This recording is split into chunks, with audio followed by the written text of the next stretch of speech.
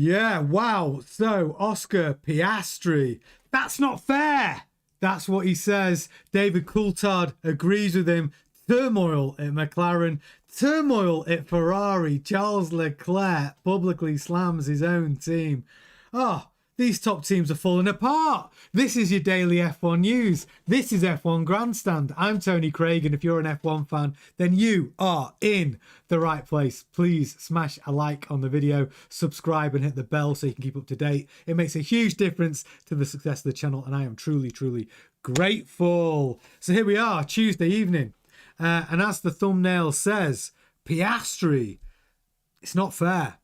So we all heard Piastri say it on the team radio, but what you might not know is he has a lot of support for that sentiment. David Coulthard publicly agreeing with Oscar Piastri. So we've got a story. Let's get into it. So, I mean, I'm going to get off straight off the bat and say I do think Piastri is getting the shitty end of the stick over at McLaren.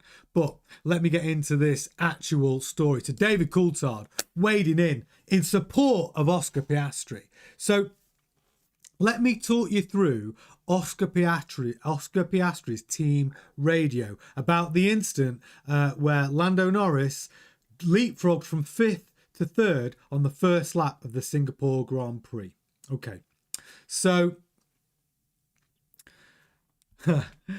let me just fill you in. So from the start, Lando Norris gets a great start, gets past Kimi Antonelli, closing on Max Verstappen. It's all a bit tight. Lando says he had to avoid Max Verstappen, but in doing that, he actually got past Oscar Piastri and touched wheels. Racing incident? Well, we're not sure. So this is what the team said. No further action from the stewards. As a team, we can see that Lando has to avoid Verstappen, so we won't take any action during the race. We can review further afterwards. Piastri replied, mate, I'm going to try and do a Piastri accent. Mate, that's not fair. I'm sorry, that's not fair. That's a terrible Antipodean accent. He said, mate, that's not fair. I'm sorry, that's not fair. So Tom Stollard continued, Oscar will have the opportunity to review together afterwards. Focus on this race. Piastri explained publicly on team radio, yeah, but if he has to avoid another car by crashing into his teammate, then that's a pretty shit job of avoiding. In response to this, David Coulthard's weighed in and goes, you know what? He puts a compelling argument. No further words needed, because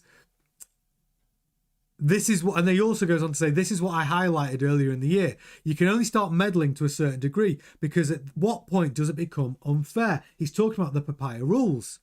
And then Coulthard then sort of empathised with his own situation when he was racing alongside Mika Hakkinen. He said, now I don't want to open old wounds, but when I had to move over for Mika Hakkinen a couple of times, the return I got was he moves over from 3rd when I was running in 4th, and I got a 3rd place, but I never got a win back. So when David Coulthard had to follow team orders to allow Mika Hakkinen through to get the race wins, he never got that in return. So team orders, it's very difficult to keep them fair throughout the season. So what do you think? I mean, I have to say that Piastri does make a very good point. If he's saying that your teammate needed to avoid a collision with Verstappen because Lando Norris needed to avoid a collision with Verstappen because of his very aggressive start, and you're allowed to have an aggressive start. It is racing, for God's sake. But within that avoidance of hitting Verstappen, you then go wheel to wheel and touch your teammate. Well, then that's not a good job of avoiding a collision, is it? You're actually putting your teammate at risk. So should he have been allowed to let that move stick? That's one of tonight's major talking points. We all saw it in the Grand Prix. Hey, Eric, nice to have you in the chat. Hey, Gemma, nice to have you in the chat. I'm sure Gemma enjoyed my Australian accent, my Antipodean accent. It was awful, wasn't it? Awful. But that's what we're talking about. Those team rules, which really, if you listen to Zach Brown, the only team rule is don't crash into each other. Well, okay, don't crash into each other, but you can bump wheels, you can touch. Is rubbing racing, according to Cole Trickle? Is rubbing racing? I don't know. That was rubbing, right? They're touching. And then Oscar Piastri then has to concede and allow Lando Norris to take that third place off him. Eric, I know you're winding me up. You can do American Australian accents seamlessly. You're winding me up there. My accents, I have one accent for everything, and it's a mixture of Toto Wolff, get in the car, George. They all sound the same. All my accents sound the same. I wasn't gifted at accents, I know. But that's the thing. So then Oscar Piastri has to yield. So at that point, you're in a Grand Prix where it's very, very difficult to overtake. Lando Norris has got track position. And then Piastri is possibly quite rightly pissed off. And then at the end of the race, you could tell Piastri was pissed off because Zach Brown was on the team radio saying, congratulations, guys, back-to-back constructor titles. Absolutely brilliant. And before he had a chance to finish, Piastri's literally red-buttoned Zach Brown by unplugging his radio and taking his steering wheel off. Like, literally, there you go, Zach. That's what I think about your congratulations, because I'm pissed off. So David Coulthard, full support for Oscar Piastri's frustration and annoyance at that situation. But what do you... Eric says I've got all the colony accents covered. Thanks, mate. But what do you think? Did Piastri have a right to be annoyed? Should Lando have been allowed to take that position, or should he have given it back to Lando? In the essence of fairness within the McLaren team, we've all seen Piastri do things in the name of fairness within the McLaren team. Lando Norris said at the end of the race, when asked about it, he basically brushed it off real quick. He just said, yeah, it was exciting, close racing, great to watch. I'm sure it was exciting for the fans. And then moved it on quite cleverly to say, but I'm just delighted about the team winning the Constructors' title for 2 years on the run. It's a great result. So that's what he did. He basically cleverly moved on from that point. But is it going too far? Like, I tell you what I think moving forward, what this means for Oscar Piastri. I think now Oscar Piastri is going to keep his mouth shut, and I think he's going to do what the hell he wants. I think Piastri, now the Constructors' title is in the bag, right, for McLaren. I think moving forward, the fight between Lando and Oscar is going to get pretty real. And I think team orders are going to get misheard. I think team radios are going to get switched off. And I think Piastri is going to be like, fuck it, I'm here to win. I'm going to win the drivers. And I don't think they're going to play nice. And I think it's going to get pretty bumpy between now and the end of the season. Hey, the Wooden, nice to have you in the chat. Thanks for joining us. Is everyone forgetting Piastri overtaking Norris at Monza last year when Norris was fighting for a title? Yeah, that's true. I'd need to remind myself of the exact situation,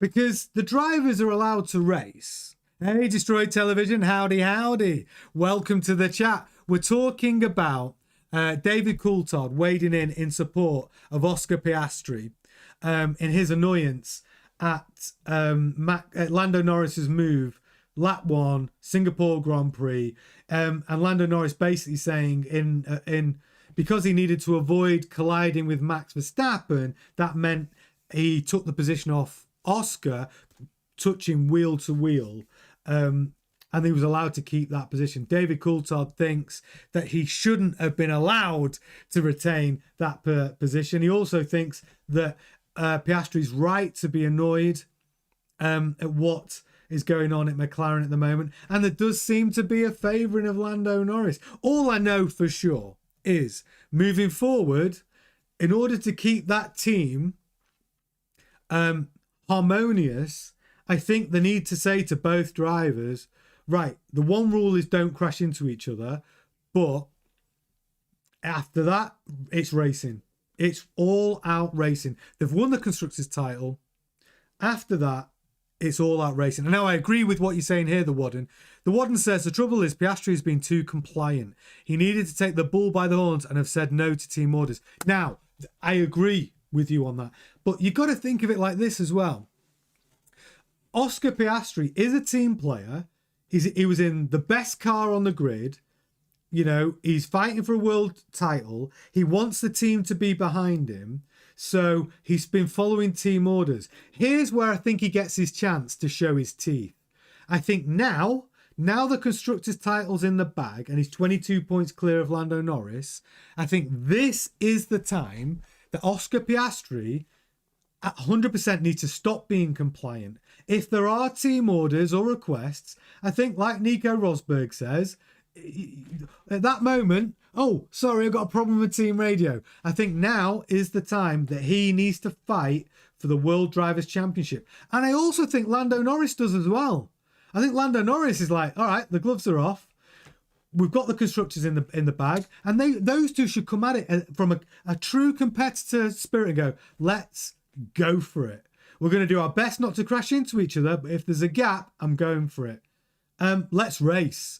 And I think that agreement is between both the drivers and they understand that they are racing each other just like they're racing everyone else. And the team go, all right, we back off. If there's a dodgy pit stop, whatever, you know, we're not going to ask you to switch back. You know, if there's, and I think and if you're in front, I think you get to choose. Do you pit first or do you pit second? You know, you don't ask what the other guy's doing. The simple thing is, if you're leading on track at the time and the call comes in, pit, do you want to pit or do you want to go long? That's what they used to do with Lewis. And it's that driver gets to choose, go long or pit. It shouldn't be, do you want Oscar to pit first? That's a crazy way of putting it. Like, and that's what's going on the team radio. They were on the team radio with Lando saying, would you like Oscar to pit first? What a strange way to phrase the question. The only question is, it's about, you're talking to your driver, who's in first place, about his drive. Do you want to go long or do you want to pit? Everything else is done by the team. What Oscar's doing doesn't matter. We're asking you, answer your question. Go long or pit. Simple as that. And if Piastri's in front, Piastri, do you want to go long or do you want to pit? They phrase the questions in the right way. They even phrase the questions in almost like a team politically correct nonsense way. That's not how you communicate with your drivers. All that nonsense has to stop. McLaren need to go balls to the wall. Both guys are racing. Let's see what they've got. Let's bring some excitement till the end of the season. That's what I think. Destroy Television says, dang it, was about to chime in and got word call. But anyways, watched the race last night before bed. Would be livid if I was Piastri. That's my short, non-descriptive take. Yeah, but you're not the only one, Destroy Television. There's a lot of people who are livid, along with Piastri. Like I said, David Coulthard, who had to play second fiddle to Mika Hakkinen in McLaren, he was a victim of having to give up places, having to give up race wins for Mika Hakkinen. And it must be very difficult. Now, I know that wasn't the same thing. He wasn't giving up race wins. And this was a racing incident, and it's slightly more nuanced because it was a start of the Grand Prix, going into the first corner. There's always carnage, isn't there? That's where a lot of action happens. Lando Norris did get a great start, got past Kimi Antonelli, carrying that speed through. There could have been a Max Verstappen issue. But the steward said racing incident.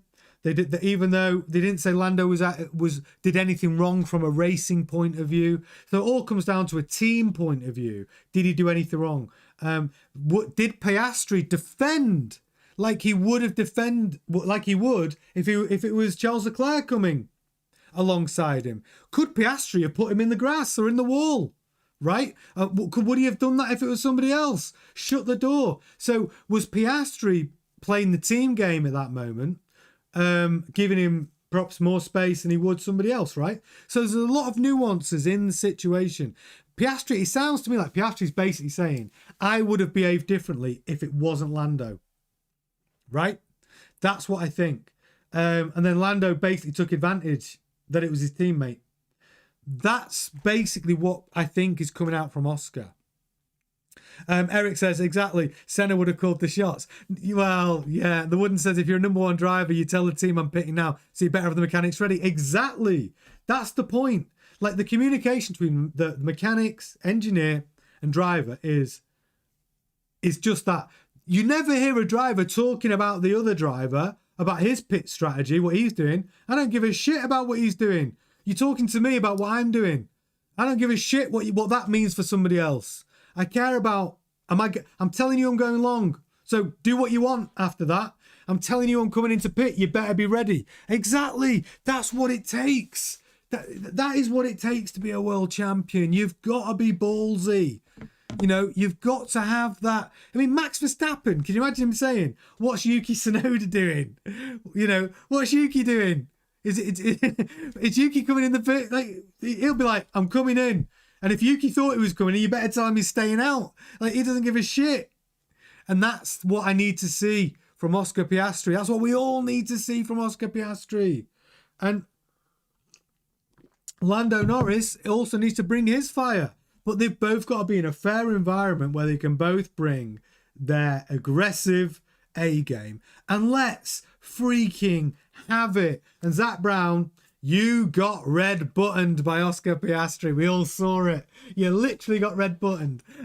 So that's my take on it. David Coulthard completely agrees. And that article was in F1 Oversteer. If you want to read it for yourself, journalist Ben Evans, you can go and have a look at it. But yeah, it's an interesting time. Andrea Stella trying to keep it all calm. Zach Brown, you know, trying to keep it all calm. But there are fractions, and they do need to sort it out. And the only way they're going to sort it out is to say, listen, boys, we don't want you to crash into each other, but apart from that, go racing. That's it. We're not going to get involved any further than that. Let them race. Let's see. Let them fight it out till the end of the season. It's what we all want. But it's not just McLaren in turmoil. So we got to talk about we got to go to Ferrari. Because Ferrari. So we need to, Charles Leclerc has all of a sudden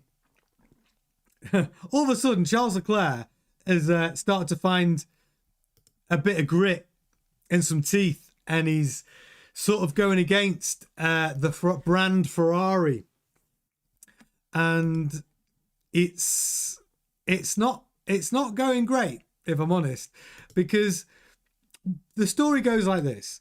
Charles Leclerc publicly, after the Singapore Grand Prix, or it was actually on the Saturday in qualifying, publicly said, Mercedes are making great strides. We're not. Our car's terrible. Right? Now, those comments are actually true. He's not telling any lies. Right? The problem is, the engineers at Ferrari are not happy with him because they don't want to be told that their work is crap. The SF25 is crap. But he's telling the truth. The SF25 is crap. And, you know, the mechanics and the engineers and everyone in that team is responsible. And Fred Vasseur, you're not getting away from this scot-free. You're leading that team. You've just had a contract extension. It was your choice to let Sainz go and bring in Hamilton. You are ultimately supposed to be responsible for this team, and your team is in disarray. Your golden boy, Charles Leclerc, is not only publicly saying the car's crap, the upgrades are crap, the engineers are unhappy, but he's also publicly let it get out there that his management team are actively talking to other teams about a potential switch away from Ferrari, even though he's got a Ferrari contract to the end of 2028. Your golden boy, Fred, who you wanted to be Mr. Ferrari, and he wanted to be Mr. Ferrari, he wants to win the world championship in a Ferrari, but now he's realising it's highly unlikely because the team's in disarray. And Fred, as well, on that point, it's Fred's team that's disappearing. His lead engineers for his power unit in 2026 have gone. They've gone over to Audi. The power unit, according to them, hasn't even been on the bench. Charles Leclerc has only been on the simulator for the 2026 car, and he's publicly said he hates driving that car. The team's a mess. And then you got Hamilton writing 40-page documents outlining all the problems with the team, from communication to development to literally a whole dossier on what's wrong on race weekends to what's going on at the factory. The team's a mess. And your cars, you looked like you were going to win second place in the constructors, and it's no way that's going to happen. I can't see it happening. Ferrari are in a mess. A mess. So what are they going to do? Because if Ferrari hit the grid in 2026, we know Fred Vasseurs there, we know Charles Leclerc's there, we know Lewis Hamilton's there, and I think the signs are there that here's what they said in an Italian news outlet. And you know what the Italians like, the Tifosi. They said this is the darkest time in Ferrari's Formula One history. The darkest time in Ferrari's Formula One history. That's how bad it is. And here's the real problem. It is the darkest time in Ferrari's Formula One history, is in what's going on. But here's the thing. I think it's going to get worse. I do. I think 2026, it's going to get worse. And the Wooden just made a great point. Ferrari got rid of the genius Binotto, and he produced a way more competitive car. And now he was the chief technical officer at Ferrari, and he's now over at Audi. So, of course, Zimmerman and Schmidt have gone over to join him. They let Binotto go. Like, the decisions at Ferrari have been crazy. And it is the darkest time, but I think it's like, I don't know if any of you follow football, but Manchester United, when we've had terrible seasons, people say the darkest time in Manchester United's history from a results point of view. And then they get a new manager and another new manager, new manager, and they've gradually got worse and worse and worse. And that's what happens. This might be the darkest time at Ferrari, brand Ferrari, but looking at 2026, it's going to get worse. I can't see it getting better. And I'm a Ferrari fan. I love Ferrari. I love the prancing horse. I'd have a Ferrari in my garage if I could afford one. But it does not look good. And when your golden boy, Charles Leclerc, is actively looking at other options for the for the immediate future and near-term future, you've got to accept that I can't see a roadmap at Ferrari that brings a competitive package. Who have they got? The Wooden mentioned it there. There was names you could hang your hat on that would do a good job. Binotto, obviously, it is one of them. Since the days of Todd and, sort of that desire, like that Enzo Ferrari brought to that Ferrari racing team, I don't know, man. I don't know. I think it's looking bad. And I think it's going to take a miracle for Ferrari to bring a team in 2026 that is competitive. It's honestly what I think. But get in the chat and tell me what you think. Oh, Gemma's made a great point. So Gemma says maybe Horner could step in and save the day. Now, the thing about that is, the honest truth is they need a Horner. I think that's the problem. I think Horner will never go to Ferrari because Horner's only going to take a position with a team with ownership. And Ferrari are never going to give any shares away in Ferrari racing. Not in a gazillion, billion, trillion years. So all they could offer Horner is a massive salary. And that's not what he wants. Otherwise, Horner would be the perfect guy, honestly.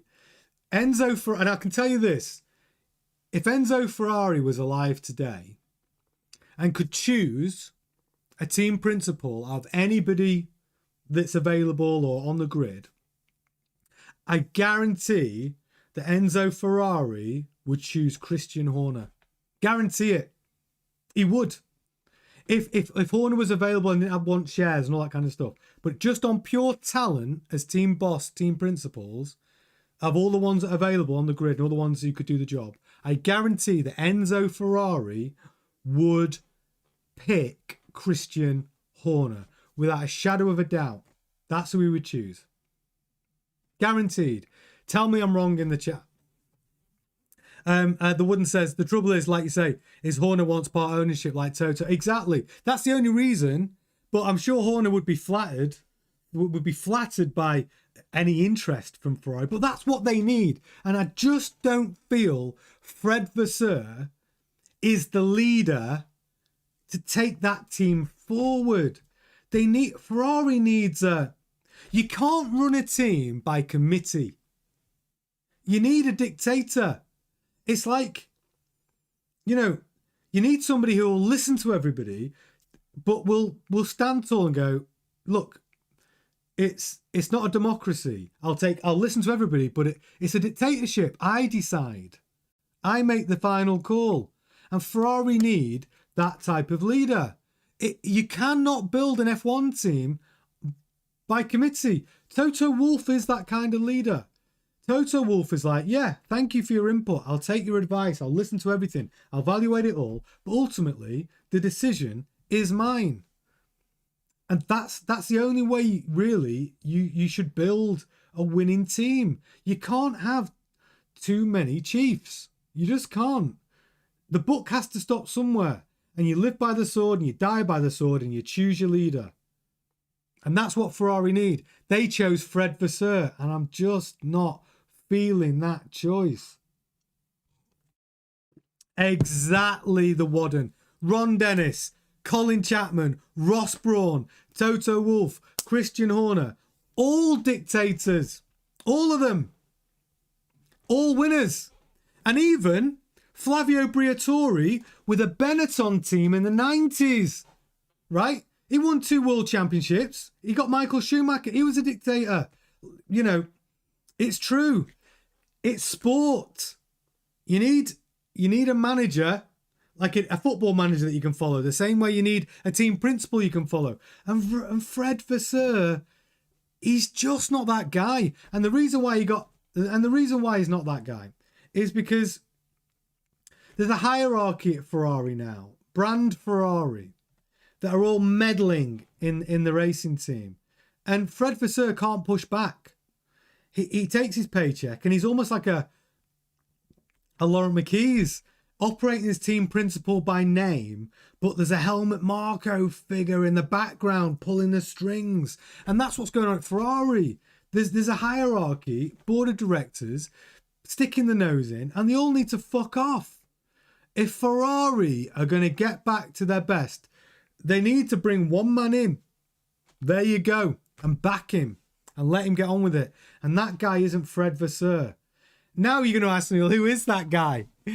Oh, God, now that would be a question. Because who could you actually get there? I don't know the answer to that question. I don't know the answer. I know it's not Gunther. Not Gunther Steiner. I don't know. Who do you think? Actually, I like this. It's a good question. If you needed to choose that one guy to lead Ferrari, who could you get and who would it be? Because I honestly don't know. Names in a hat. I just know that Fred Vasseur is not the right choice. That's my view. And I think Fred is accountable for what's going on over there. It was Fred that was instrumental in bringing Lewis Hamilton to Ferrari. Whether that was the right or wrong decision, we're going to find out. But that was his call. Gemma says, Tubby George, my man on the ground. I'll never tell you who Tubby George is. Never. But could he run Ferrari? Yeah. I vote Tubby George. Our man on the ground who gives us all the inside information. I agree, the Wadden. The only man qualified is Horner. I mean, I'd even consider Ferrari. If I was Ferrari, I'd even consider giving him some shares in Ferrari. Could you make, because he is the type of person he needs.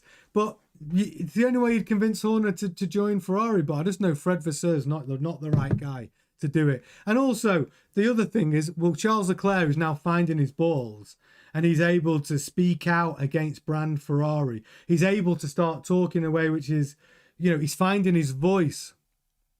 You really, and I'm here for that, because Charles Leclerc has been so, I think he really has walked the line very strictly at Ferraris. He hasn't really coloured outside the lines, has he? But I think now he's finding his voice, and I think it's quite clear that Charles Leclerc, more than he wants to win a world championship with Ferrari, is he wants to win a world championship. How old is he now? 28. So he needs to get in a team that'll deliver him a car. And if don't forget, he's seen the data, the development of the 2026 car, and he's probably shitting bricks. He's probably going, oh, for fuck's sake, I've got to go into 26 with this. I'd agree with that. The Wadden. What's Ross Brawn doing right now? 100%. Ross Brawn, if he's bored in his retirement, I would 100% bring Ross Brawn in to try and sort it out. 100%. It's a great shout. I mean, God, is he not bored of fishing? Let's start a campaign for Ferrari. Bring Ross, bring in Brawn. Right? That's a great shout, actually. What's Ron Dennis doing these days? Oh, he's retired. Get him out of retirement. But they need a proper leader. That's my view. I think Charles Leclerc will leave. I think they're going to lose him. I think it could get so much worse. I think Leclerc could go. Hamilton could have his worst years ever in Formula One and just retire with his 7 world championships. And then Ferrari have to go into a major new rebuild. Right? And I think that we could be looking at that. That's the reality.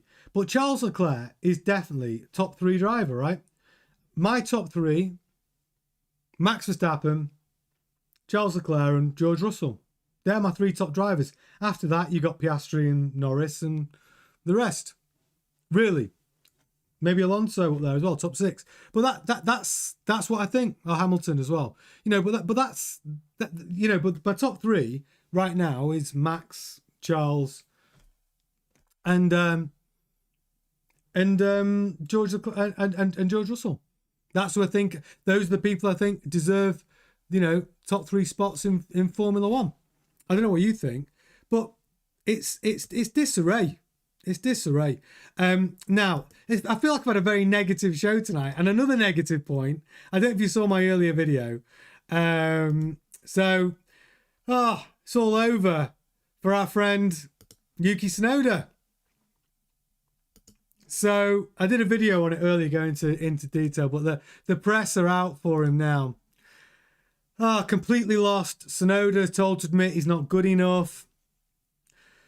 It's not ideal, is it? So let's talk about the good bits. So Tsunoda having a good result, having a bit of a resurgence at Azerbaijan, qualified 6th. Max was on pole, held his position, great result. Laurent Mekies was all saying, full of praise. I think it's his best race for this year. I think he was strong in qualifying. He was so strong in the race. He was there on merit, and Lando stayed behind him. He didn't put much pressure on him. So it's his best. Not in the result, but also race pace with us. That's Azerbaijan. All looks great. And then he has Baku, where again, decent result. But that is overshadowed by Liam Lawson qualifying P3, finishing P5, and keeping Yuki Tsunoda behind him, P6. And then here comes Singapore. You got Max Verstappen out there qualifying P2. Yuki Tsunoda qualifying P13. Has the worst start. Drops down to P18. Battles back to P12. And then you've got Laurent Mekies basically saying it was horrible. Shocking first lap. Shocking result. It's the writings on the wall. Like that Singapore poor performance is absolutely final nail in in Yuki's coffin. It's so bad. Because this is what Yuki had to say. This is what he said. It definitely was the worst start or the first lap of ever in my life. I can't still believe what happened on the first lap. Every place I tried to go, every corner in the first lap, I was literally covered or blocked by someone. That's called racing. I just didn't have any space to go. I lost so many positions in the first lap. It was definitely the worst start ever. I don't know what I should have done there. I'm sure there's something I could have done better. That's for sure made my life very hard afterwards. To be honest, the pace was one of the best I've had in my Red Bull career so far. Until 2 races ago, I was almost hopeless. The pace I had, whatever I did, I was almost P18. But now I had really good pace, very competitive towards the top of the field. Now I just have to extract grip on the one lap. I just somehow couldn't feel much grip. I just think putting it all together for one lap and pace and the long runs, I think is the key. If I'm able to do that, I think it'll come together. That's my main goal. He's talking like a man defeated.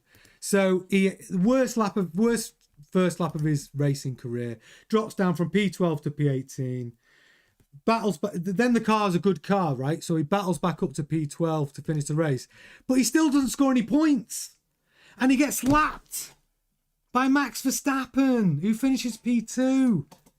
I mean, Yuki, it's over. You know, you do have a lifeline. Please take it.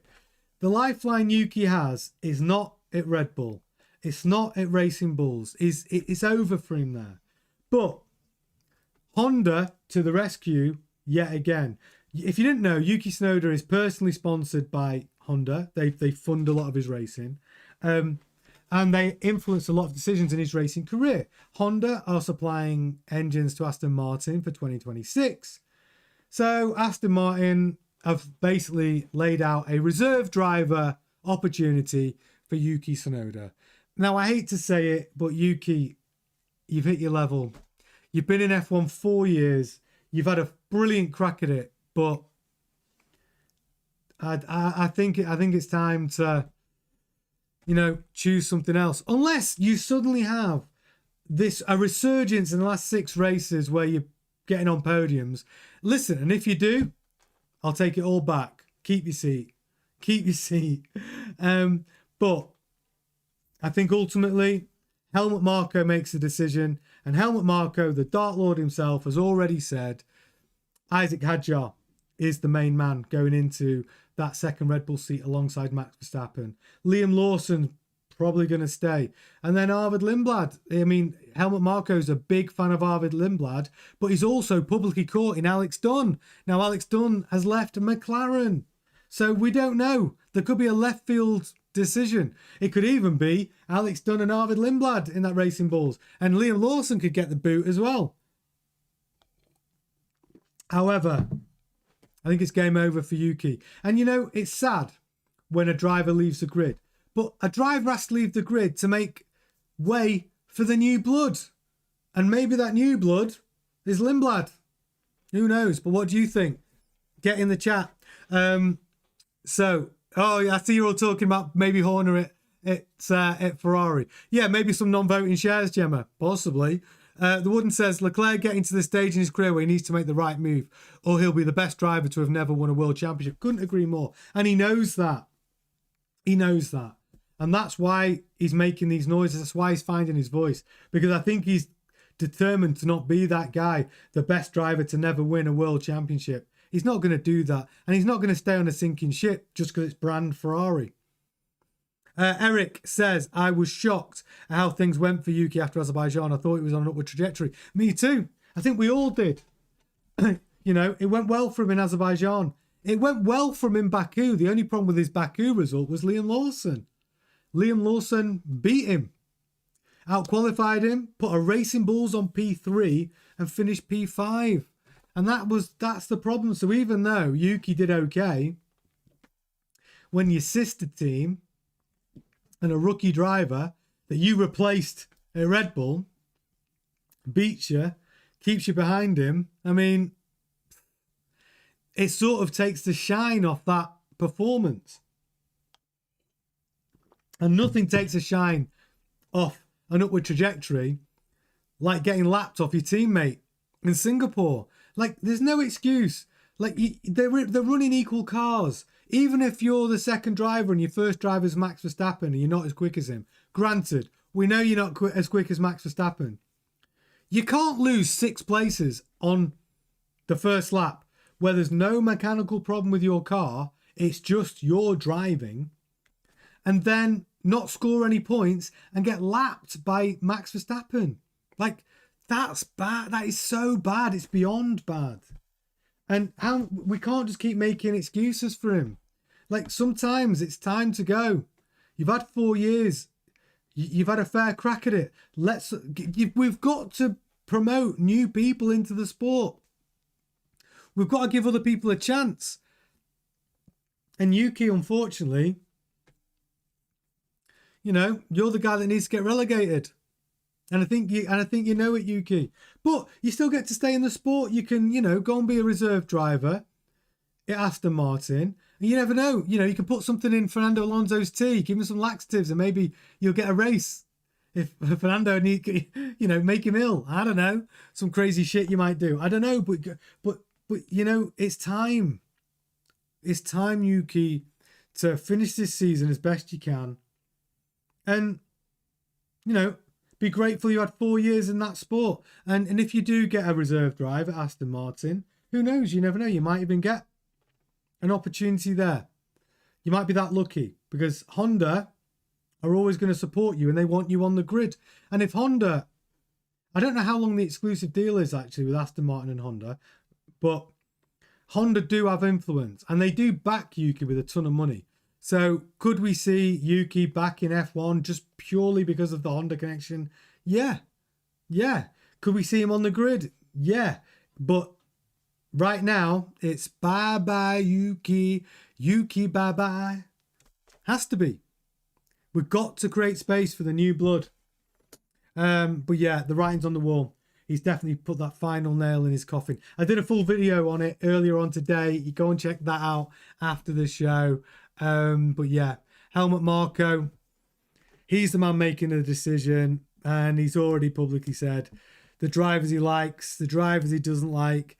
And we also know that just because Lauren McKees was trying to give Yuki a carrot to aim for and dangle a carrot for him to try and keep competing for a seat at Racing Bulls, Helmut Marko's already quite clearly said, I make the driver decisions for both teams. So get back in your box, McKees. You might be team principal, but you don't make any key decisions really. You know, Helmut Marko, the Dark Lord himself, pulling them strings, as we know. Gemma says, when am I releasing the song? Bye bye Yuki. I'm not trying to bully Yuki at all. I'm just trying to make it entertaining for you. But obviously I like Yuki as a person. I think he's funny when he's in his interviews. He's quite entertaining. I just don't think on merit he should be keeping his drive. And I think Helmut Marko agrees with me. The Warden says, I don't see him at Aston. Going to be some top drivers wanting that seat when Alonso retires. Dunn got in the McLaren in practice and was on the pace straight away. Hot property. Yeah, I agree with you. Now, the Dunn story is going to be interesting because for Dunn to have left McLaren almost immediate, well, it was immediately. He put an announcement out. McLaren released him immediately. That only normally happens when the driver's got something lined up. We know Helmut Marko is a Svengali figure, and Red Bull camp have already been wanting to bring him into the fold. So it just depends on what that deal is. I wonder what they've brought, what deal has been done, what promises have been made. But Dunn is quick. Dunn is quick. And the reserve driver role at Aston Martin, I think here's the thing. I think there'd be better options than Yuki. But it's Honda. It's Honda's influence, that relationship with Aston Martin. It'll be financial. Aston Martin need money right now. Honda have got not only engines, they've got money. Lots of it. Sponsorship in, further money coming into the team. It's what Lawrence Stroll needs. And there's only 2 teams on the grid trying to raise capital for selling shares in their team. One of them's Alpine and the other one's Aston Martin. Only 2 teams actively trying to raise money by selling stakes in their teams. And those are the only teams doing it. So, yeah, Aston Martin, who knows what deal's going on behind closed doors to get Yuki that offer. But you've also got to remember Adrian Newey connection. He knows Yuki very well. Time at Red Bull. Christian Horner knows Yuki very well from his time at Red Bull. And if the Aston Martin story's got very interesting because, like I said, there's only 2 teams wanting to sell a share in their team. We've seen Adrian Newey and Christian Horner going to an Oasis concert together and hanging out. They've obviously built all their bridges again. Christian Horner's got a ton of money backing him. The stranger things have happened. I think the Aston Martin opportunity for Christian Horner is looking more and more likely every day. I really do. Way more likely than the Haas.